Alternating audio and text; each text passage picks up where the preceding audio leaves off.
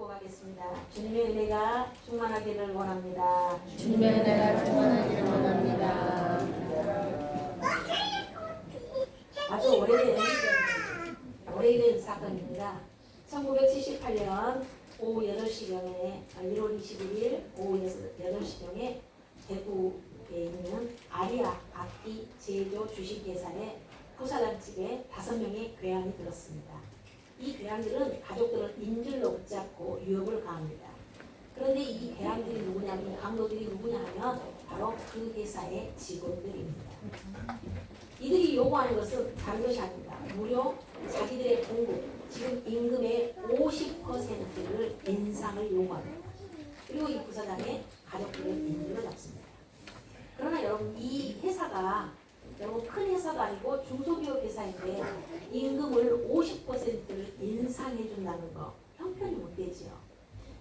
도대체 저렇게 방송을, 저렇게 중앙방송에 날 만큼 저렇게 사람들이 인질극을 벌인다고 한다면 저 회사가 얼마나 많은 자본을 가지고 있으며 또 저 회사가 어떤 비리가 있어서 직원들이 저렇게 부사장의 가족들을 인질로 잡을까, 이렇게 해서 이제 세무조사가 들어갑니다. 그리고 경찰 수사를 받게 됩니다. 이 회사는 결국 문을 닫게 되는 위기에 만나게 되죠. 그런데 이 사건이 대서일간지에 특필이 됩니다.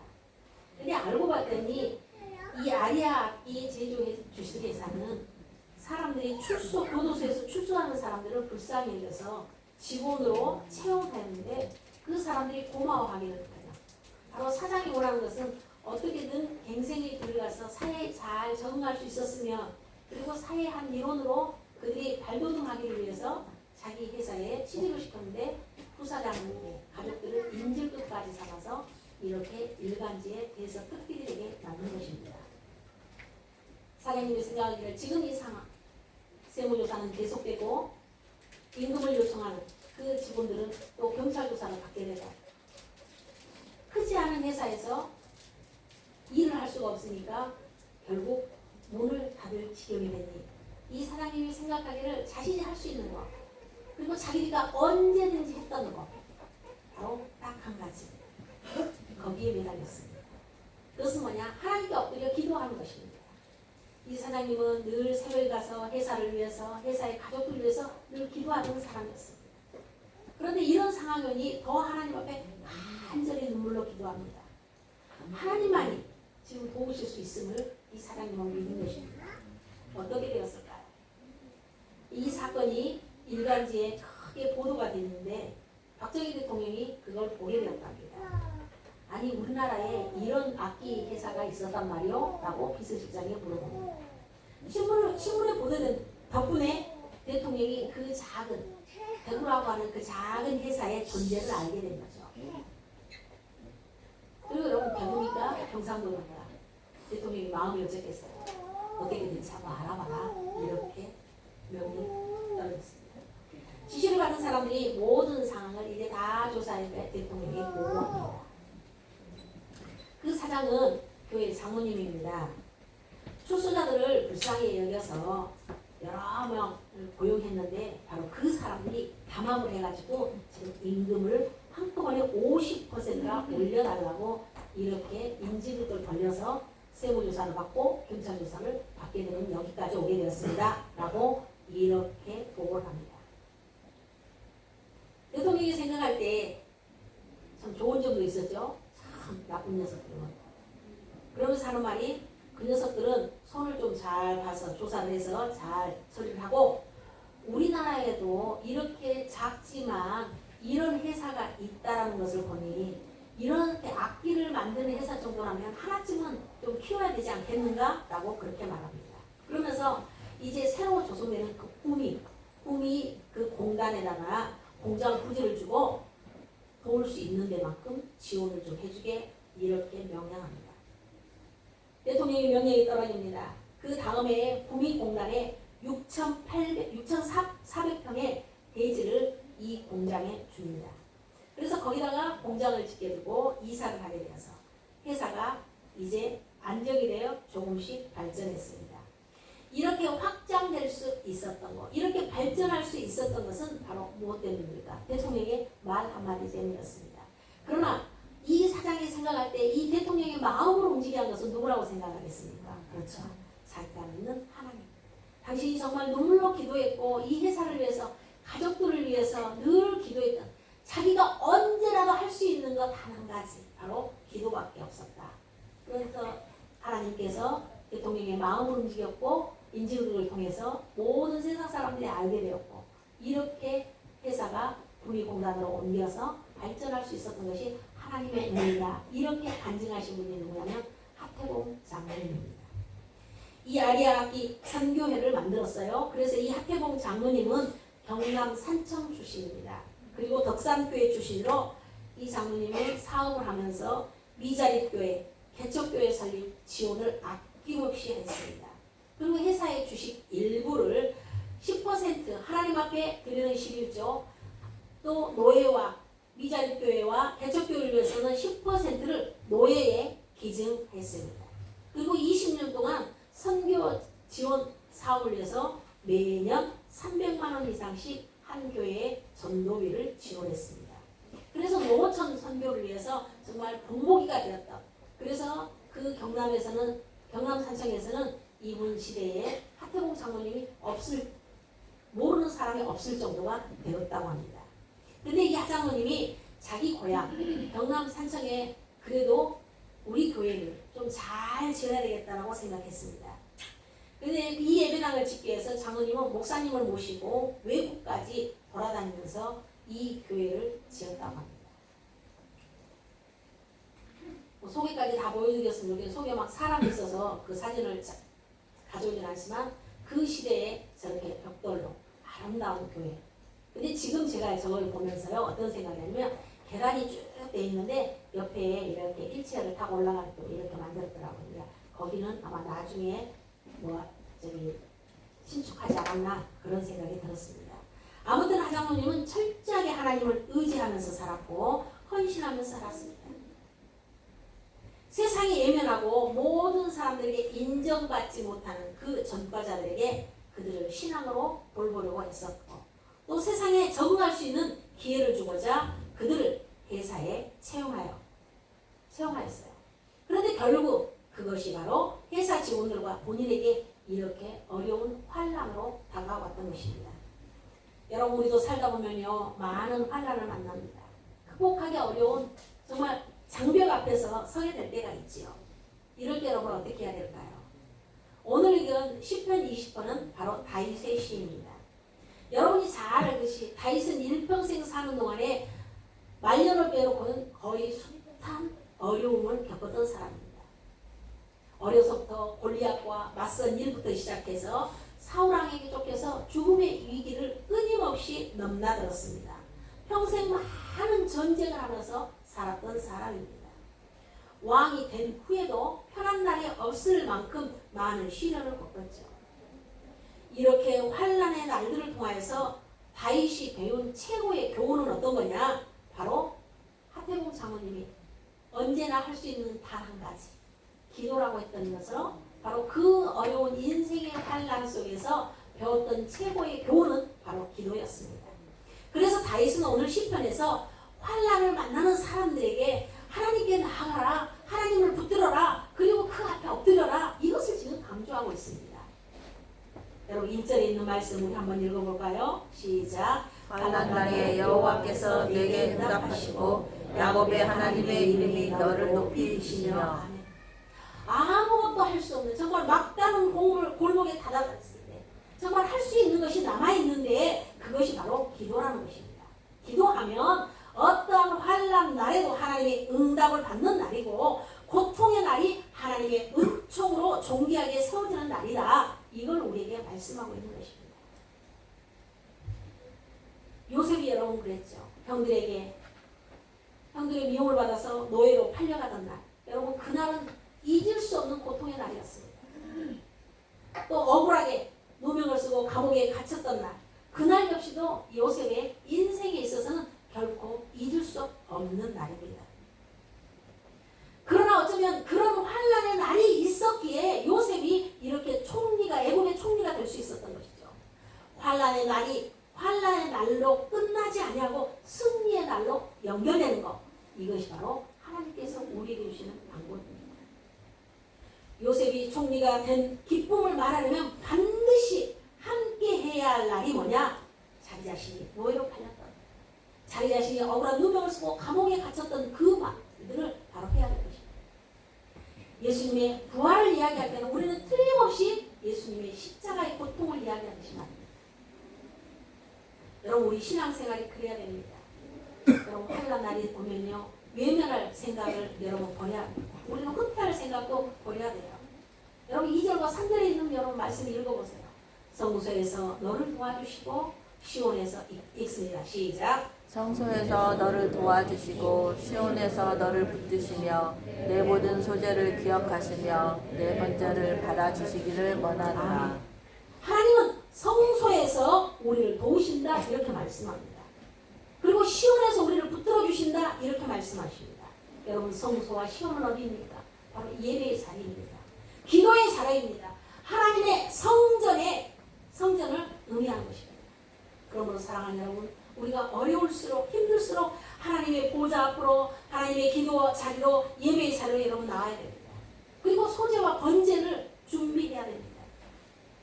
여러분, 환난을 만난 사람이 재물을 준비해 드릴 때 여러분 마음의 여유, 여러분 경제적인 여유 쉽지 않습니다.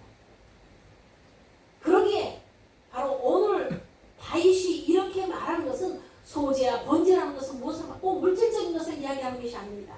너희의 눈물의 재물을 들고 나와라 이렇게 말씀하고 있는 것입니다.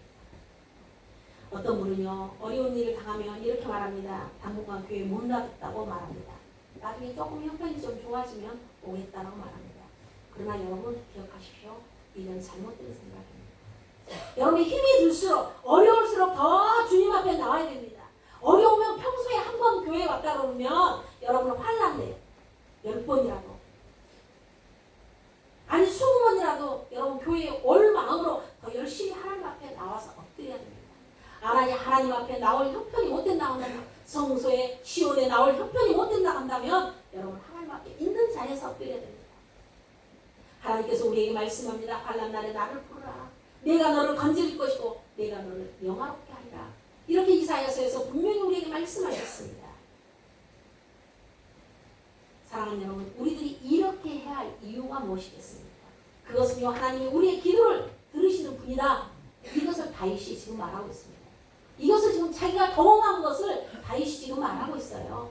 여러분 4절 말씀 보세요. 4절 말씀 시작. 내 마음의 소원대로 허락하시고 내 모든 계획을 이루어 주시기를 원하노라. 하나님은 이런 분입니다. 하나님은요, 우리의 소원대로 허락하시는 분입니다. 하나님은 우리가 소원하고 우리가 이루고 우리가 계획 세우고 이런 것들을 하나님에 엎드려서 입을 크게 벌릴 때에 모든 계획을 이루어 주시는 분입니다. 이것을 바로 다윗이 체험했기 때문에 너희들도 그렇게 하기를 원한다. 이렇게 오늘 시편에서 우리에게 말씀하고 있습니다. 다윗은 오랜 환난과 역경, 시련을 통하면서 분명히 깨달은 것이 있었습니다. 그것은 바로 하나님께서 택한 백성은 결코 버리지도 않고 구원하신다는 것입니다. 여러분 6절에 있는 말씀 보세요. 6절 읽어보십시오. 시작. 여호와께서 자기에게 기름 부음 받은 자를 구원하시는 줄 이제 내가 아노니 그의 오른손이 구원한 힘으로 그의 거룩한 하늘에서 그에게 응답하시리로다. 여기 기름 부음 받은 자라고 말합니다. 여기에서 기름 부음 받은 자는 누구냐? 바로 다윗 자신을 말합니다. 다윗은 기름 부음 받은 자입니다. 구약 시대는 기름 부음 받은 직함을 가진 직업이랄까요? 직분을 가진 사람이 세 가지입니다. 첫 번째는 구약 시대의 가장 성직자 중에서 가장 으뜸인 대제사장들에게는 기름을 붓습니다. 이 대제사장들은 1년에 한 번씩 지성소로 들어가서 모든 사람들의 대를 제신해서 하나님 앞에 제사를 드리는 사람입니다. 두 번째는 어떤 사람이 기름을 부으냐? 애언자, 즉 선지자에게 기름을 붓습니다. 세 번째는 왕입니다. 다윗이 아직 어렸을 때에 바로 선지자 사무엘을 통하여서 하나님께서 사울이 왕으로 세웠는데 왕이 되고 나서 사울이 변합니다. 그러니까 하나님께서 다시 다윗을 세우시는데 사무엘을 통하여 기름을 붓습니다. 그리고 장차 네가 이스라엘 왕이 될 것이다 이렇게 예언했습니다. 이렇게 당신이 택하셔서 사무엘 선지자를 통하여서 기름을 부어서 이스라엘 왕이 되게 하신 이 다윗을 버릴 리가 없다는 것입니다. 그거 다윗이 고백하는 거예요. 기름 부음을 받은 자, 이것은 바로 히브리어로 메시아입니다. 그런데 헬라어로는 그리스도입니다. 그러므로 기름 부음 받은 자라는 단어는 곧 예수님을 가리킵니다. 예수님은 기름 부음을 받은 자로서 이 세상에 오셨죠. 그분이 바로 예수 그리스도입니다. 그런데 하나님께서 예수님을 어떻게 건지셨습니까? 바로 십자가에서 죽으셨을 때에 사단이 승리한 것처럼 보였어요. 그런데 하나님께서 이 예수님을 무덤에서 일으켜 세우셨고 예수님 부활하셨고 승리하셨습니다. 오늘 우리도 그렇습니다. 여러분 우리도 기름 부음 받은 사람입니다. 아멘을 안 하신 거 보니까 안 믿어지시죠? 제 말이 아니에요. 고린도후서 1장 21절에 분명히 우리에게 이렇게 말씀합니다. 읽을까요? 시작. 우리를 너희와 함께 그리스도 안에서 굳건하게 하시고 우리에게 기름을 부으신 이는 하나님이시니 그가 또한 우리에게 인치시고 보증으로 우리 마음에 성령을 주셨느니라. 아멘. 그러고 여러분 우리는 성령의 기름 부음 받은 사람입니다. 아멘. 아멘. 여러분 성령이 내 안에 있으면 여러분 믿어야 돼요. 아 나는 기름 부음 받은 사람이구나.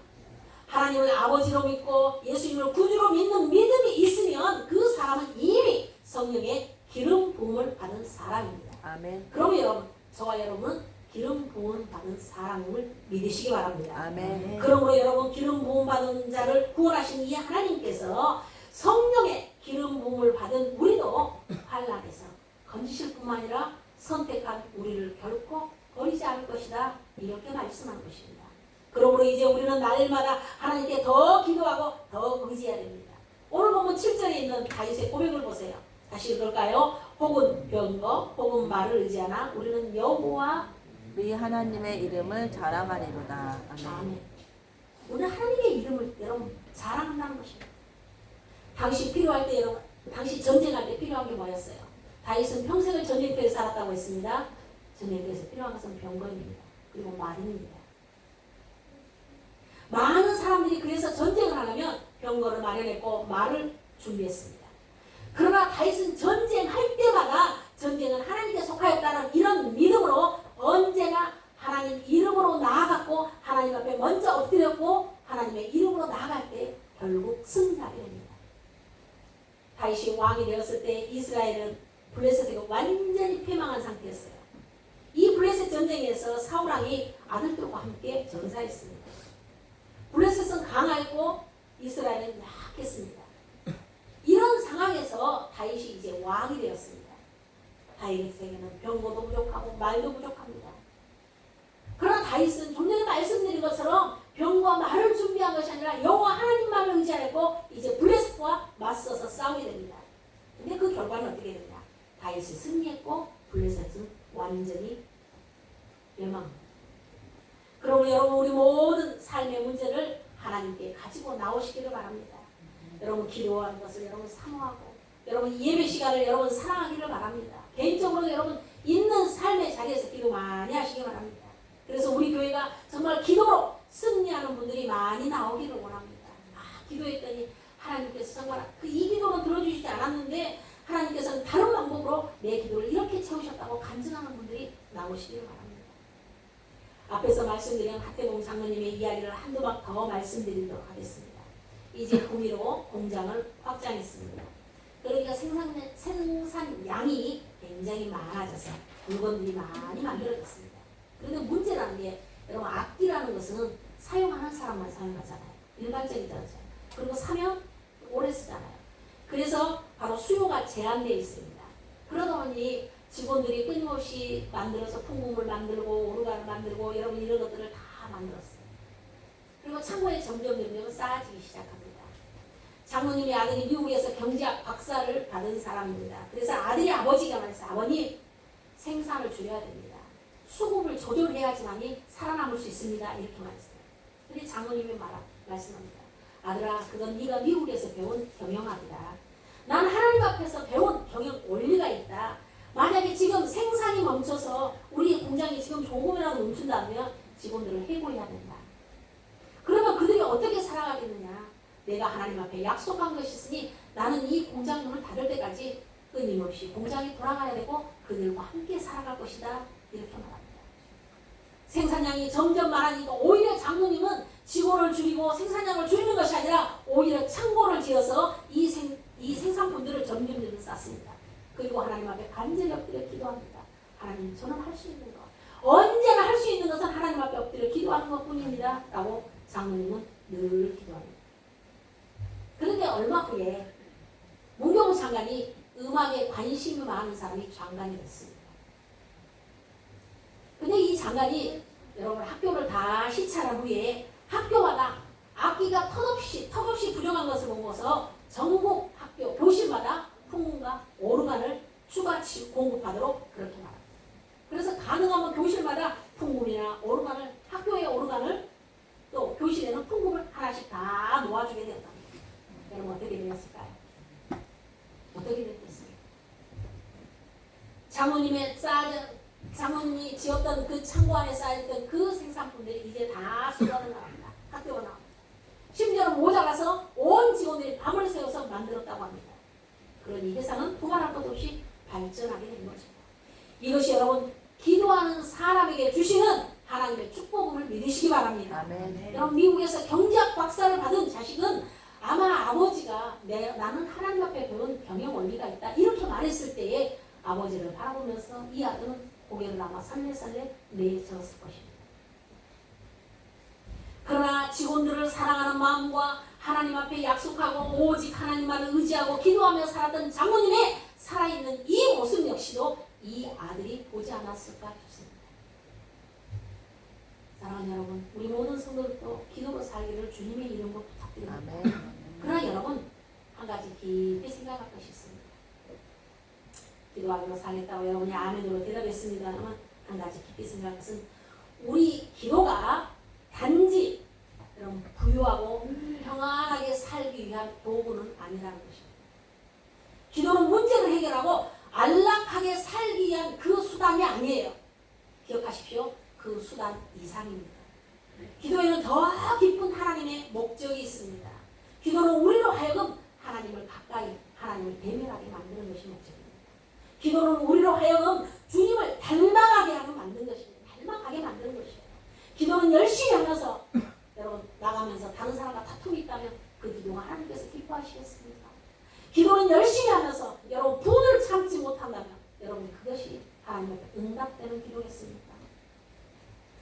기도는요 우리로 하여금 주님을 닮아가게 하고 기도는 우리를 여러분 빚어서 이렇게 기도할 때 이렇게 빚어서 우리를 거룩한 영혼으로 만들어 가게 하는 것입니다. 이제 이야기를 하나 더 드리고 마치겠습니다. 이스라엘 수상 백인이 미국 백악관 레이건 대통령 때입니다. 레이건 대통령을 방문했습니다. 근데 레이건 대통령 사무실에 딱 가서 보니까 전화기가 3개가 있는 거예요. 하나는 흰색, 하나는 빨간색, 하나는 황금색 이렇게 있어요. 그러니까 이스라엘 수상이 이 백인이 생각할 때 좀 희한했어요. 전화기가 그냥 똑같은 게 3개가 있으면 좋은데 어떤 건 하얀색, 어떤 건 빨간색, 어떤 건 황금색이 있으니까 궁금했어요. 그래서 물었습니다.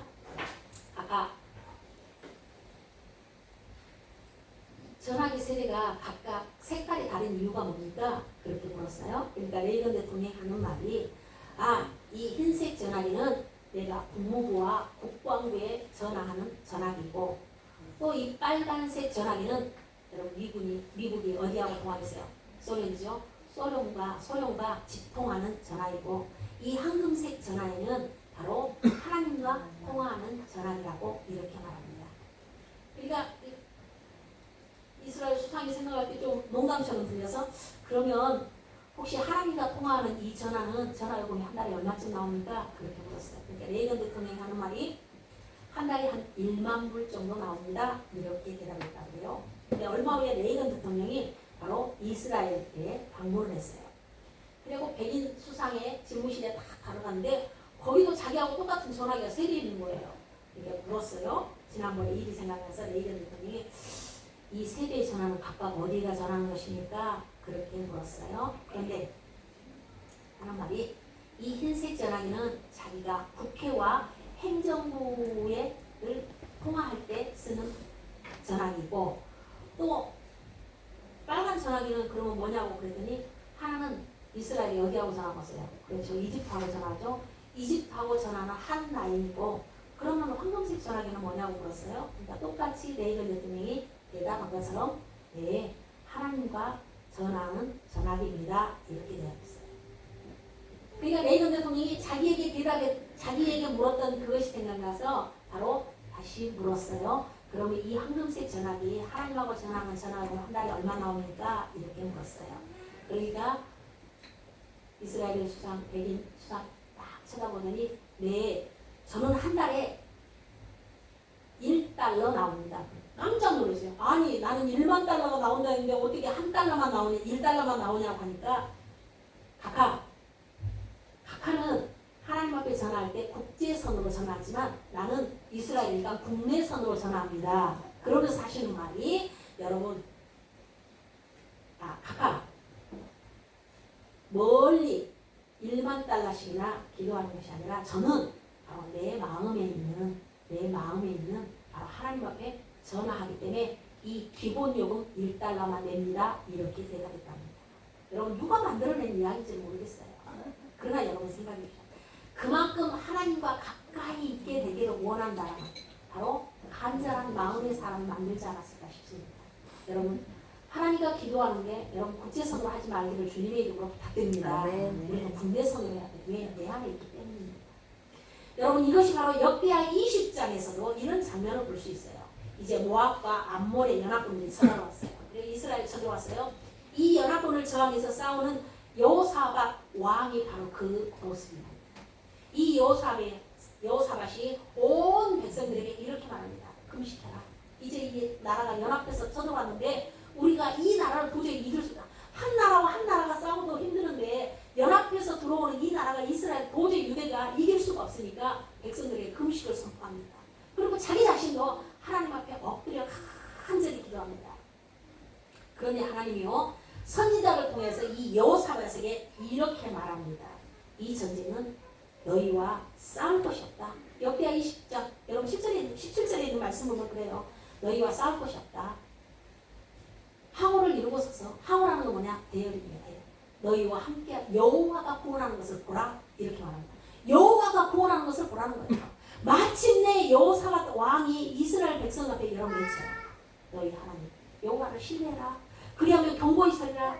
그 선지자를 그 말을 전해준 여호와가 구원하는 것을 너희가 그냥 대열에 서서 가만히 보라는 거예요. 너희들이 기도하고 금식하고 온 왕이 기도하고 백성들과 함께 기도했기 때문에 어떻게 하는 것을 보라는 것입니다. 결국 적들은요 여호와의 복병에 의해서 다 전멸되고 이스라엘은 전사의 기립인다. 여러분 대승을 거둔 것을 역대하에서 우리는 볼 수 있습니다. 여러분 우리의 깃발은 오늘 본문의 5절의 말씀처럼 여호와의 이름입니다. 우리의 전투는 바로 기도입니다. 여러분 5절에 있는 말씀 한번 읽어볼까요? 시작. 우리가 너의 승리로 말미암아 계가를 부르며 우리 하나님의 이름으로 우리의 깃발을 세우리니 여호와께서 내 모든 기도를 이루어 주시기를 원하노라. 아멘. 여러분 골고다의 십자가를 지시기 전 주님이 하셨던 일이 무엇입니까? 주님의 사투는 바로 기도입니다. 그렇습니다. 주님의 치열한 전투는 골고다 언덕의 겟세마네에서 이미 벌어진 것입니다. 주님께서 겟세마네에서 피땀을 흘리시며 기도하셨고 또 그 기도에 의해서 이미 승리가 확정된 것입니다. 오늘 우리도 그래야 합니다. 전쟁 전에 드리는 기도를 통해서 하나님께서 나와 함께 하심을 우리는 확신해야 됩니다. 깃발은 전쟁에서 승리했을 때 여러분 적진의 고지에 딱 꽂는 거 아니겠습니까? 우리가 너의 승리로 말미암아 계가를 부르며 우리 하나님의 이름으로 우리의 깃발을 세우리니 여호와께서 내 모든 기도를 이루어 주시기를 원하노라. 여러분 다윗이 자기의 경험을 지금 고백하고 있습니다. 그뿐만 아닙니다. 6절에 있는 말씀에 보면 여호와께서 자기에게 기름 부은 자를 구원하시는 줄 이제 내가 아노니 그의 오른손에 구원하신 힘으로 그의 거룩한 하늘에서 그에게 응답하시리로다. 이렇게 고백하고 있습니다. 그렇습니다. 사랑하는 여러분, 우리 모두는 성령의 기름 부음을 받은 자들입니다. 왕 같은 제사장이다. 이렇게 분명히 우리에게 말씀하셨습니다. 다 여호와가 힘 있는 오른손으로 우리를 구원하실 자들입니다. 따라서 어떤 사람은 병거에 의해서 전쟁에 나가고 어떤 사람은 말에 의지해서 나가지만 우리는 하나님의 이름을 자랑하며 나아가기를 주님의 이름으로 부탁드립니다. 아멘. 기름 부음을 받은 다윗을 여러분 보십시오. 골리앗과의 한판에서 여러분 뭐라고 고백합니까? 사무엘상 17장 45절에 있는 말씀이면 이렇게 우리에게 말합니다. 읽습니다. 시작. 너는 칼과 창과 단창으로 내게 오거니와 나는 만군의 여호와의 이름으로 곧 내가 모욕하는 이스라엘 군대 하나님의 이름으로 내게 나아가노라. 아멘. 결국 이 승리에서 여러분 다윗은 그 거대한 블레셋을 이기는 것을 볼 수 있습니다. 어떻게 이기느냐? 적들이 비틀거리며 엎드려지고 우리는 일어나서 바로 서게 만든다.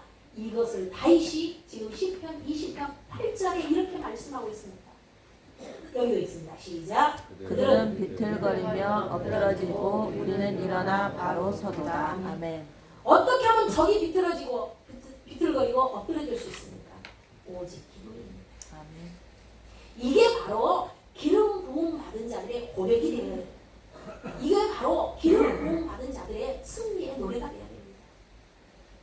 여러분 가을이 오면 꼭 한 번은 그러고는 김현승 장로님의 여러분 유명한 시 상관들 있는 말씀을 여러분 한번 보십시오. 가을에는 기도하게 하소서라고 했죠. 첫 부분에 이렇게 되겠죠. 가을에는 기도하게 하소서. 낙엽들이 지는 때를 기다려 내게 주시는 겸허한 모음으로 나를 채우소서. 사랑하는 여러분, 가을은 들판에 구식이 무르익고 추수가 이루어지는 계절입니다. 그래서 가을은 여러분 이제 마지막 종말의 계절이다 이렇게 말합니다. 낙엽들이 지는 때가 바로 그런 뜻이겠죠. 가을이 되면 겸허한 모국어, 즉 기도의 언어로 하나님께 나아가야 된다 이걸 말씀하고 있습니다. 기도로 내 자신을 채워라 이걸 김현승 장로님은 우리에게 말씀하고 있습니다. 사랑하는 여러분, 이 가을에 우리가 언제나 할 수 있는 것 그리고 언제나 우리가 물어볼 때에 응답하시는 그 하나님께 기도함으로써 더 가까이 나아가는 저와 여러분이 되기를 주님의 이름으로 부탁드립니다. 우리의 기도에 응답하신 하나님 감사드립니다. 우리 모든 성도들이 기도하기에 부족하지 않기를 원합니다. 어려움과 환란이 있을 때 하나님 앞에 더 나아갈 수 있도록 도우시옵소서. 우리의 이 기도가 하나님께서 응답하여 주시고 우리를 선한 길로 인도하실 줄 믿사오니 우리 성도들이 이 아름다운 계절에 주님 앞에 기도하는 데 게으르지 않게 하시고 쉬지 말고 기도함으로 말미암아 하나님께서 주시는 모든 은혜와 소망을 바라보는 성도들이 되게 하여 주시옵소서. 예수님의 이름으로 기도드립니다. 아멘. 아멘. 신앙 고백합니다. 나는